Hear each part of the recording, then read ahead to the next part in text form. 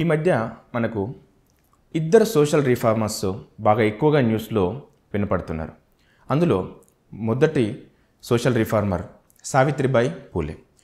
మనందరికీ చాలామందికి తెలుసు సావిత్రిబాయి పూలే ఎవరైతే ఉన్నారో ఆమె అఫ్కోర్స్ మనకు జ్యోతిరావు పూలే వైఫ్గానే కాకుండా ఆమెకంటూ ఒక ప్రత్యేక గుర్తింపును పొందిన ఒక మహిళా సోషల్ రిఫార్మర్. న్యూస్లో ఉండడానికి మెయిన్ కారణం అయితే మనకు తెలుసు, రీసెంట్గా తెలంగాణ గవర్నమెంట్ జ్యోతిబాయి ఏదైతే ఉన్నారో ఆయనకు సంబంధించి ప్రత్యేకమైన కార్యక్రమాలు జరుపుతూ ఉన్నారో, అదేవిధంగా ప్రజాభవన్కి కూడా జ్యోతిబాయి పూలే ప్రజా పరిపాలనా భవన్ కూడా మనకు పెట్టడం జరిగింది. తర్వాత జనవరి 3ని సావిత్రిబాయి పూలే ఏదైతే ఉన్నారో ఆమె జయంతి సందర్భంగా ఉమెన్ టీచర్స్ డేగా అనౌన్స్ చేయడం జరిగింది. సో దీనికి సంబంధించి మనకు ఎగ్జామ్ పాయింట్ ఆఫ్ వ్యూలో సావిత్రిబాయి పూలే గారి గురించి మనకు ప్రత్యేకంగా అడిగే అవకాశం ఉంది. ఆల్రెడీ మనకు సిలబస్లో కూడా చాలా క్లియర్గా మెన్షన్ చేయడం జరిగింది. సావిత్రిబాయి పూలే గారి గురించి ఆ నేమ్ని మెన్షన్ చేసి మరి మనకి అడగడం జరిగింది. సో సావిత్రిబాయి పూలే గారు గర్ల్స్ ఎడ్యుకేషన్ని ఎంకరేజ్ చేయడం కావచ్చు, లేదంటే కావ్య పూలే లాంటి రచనలతోటి ఉమెన్ ఎంపవర్మెంట్కి సంబంధించి కృషి కావచ్చు, ఇవన్నీ కూడా మనం ఆల్రెడీ చదువుకోనున్నాం. కాకపోతే ఇక్కడ ప్రత్యేకంగా సావిత్రిబాయి పూలే ఆమె ఇండివిజువల్గా not only as a social reformer means here not only for women, for all kind of social reforms, for example against caste discrimination and against this kind of discrimination against this child marriages or whatever it is here, also very very important. So Savitribai Phule గారు child మ్యారేజెస్ని మనకి ఏదైతే ఉందో వాటిని oppose చేయడం జరిగింది. దాంతోపాటు video రీమ్యారేజ్ని encourage చేయడం జరిగింది, ఉమెన్ ఎడ్యుకేషన్ని ఎంకరేజ్ చేయడం జరిగింది.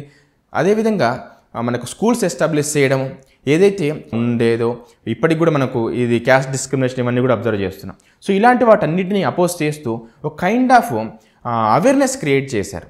సో వీటన్నిటిని మనకు గుర్తుంచుకునే విధంగా గుర్తుంచుకోవాల్సిన అవసరం ఉంది. కనుక ఇక్కడ ఏమైంది అని అంటే మనకు తెలంగాణ గవర్నమెంట్ జనవరి 3ని మనకు ఉమెన్ టీచర్స్ డేగా సెలబ్రేట్ చేయడం జరుగుతుంది.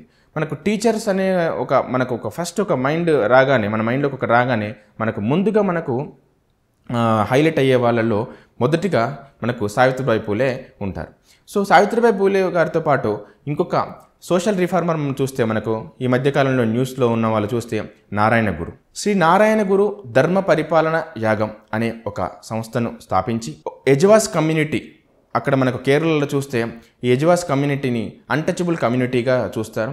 యజ్వాస్ కమ్యూనిటీని తర్వాత మిగతా అన్ని కమ్యూనిటీస్ని ఆయన ఎంకరేజ్ చేస్తూ for education, for equal rights encourage చేస్తూ మనకు ఒక సంస్థను స్థాపించి, మనం అనుకున్నట్టు శ్రీ నారాయణ ధర్మ పరిపాలన యోగం అనే సంస్థను స్థాపించి వాళ్ళకు టెంపుల్ ఎంట్రీ మూమెంట్ ఏంటో చూపించి వాళ్ళకు టెంపుల్ ఎంట్రీ జరిగేలాగా చేసి, అంతేకాకుండా ఆయన స్వతహాగా టెంపుల్స్ని కన్స్ట్రక్ట్ చేయడం ద్వారా మనకు వీళ్ళకు దేవుడు అనేవాడు ఎక్కడో గుళ్ళల్లో మాత్రమే ఉండడు, అదేవిధంగా ఓన్లీ మనకు ఏదైతే బ్రాహ్మణ్స్ ఎక్కడైతే ఉంటారో ఆ గుళ్ళల్లో మాత్రమే మనకు పూజింపబడడు, దేవుడు ఎక్కడైనా ఉంటాడు అని చెప్పేసి ఆయన యాంటీ బ్రాహ్మిన్ మూమెంట్ కూడా రన్ చేయడం జరిగింది కేరళలో.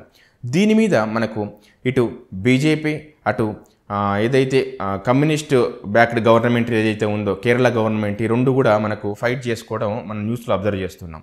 సో దానివల్ల మనకు ఈ నారాయణ గురు గారు ఎవరైతే ఉన్నారో ఆయనకు సంబంధించిన న్యూస్ కూడా చాలా ఇంపార్టెంట్.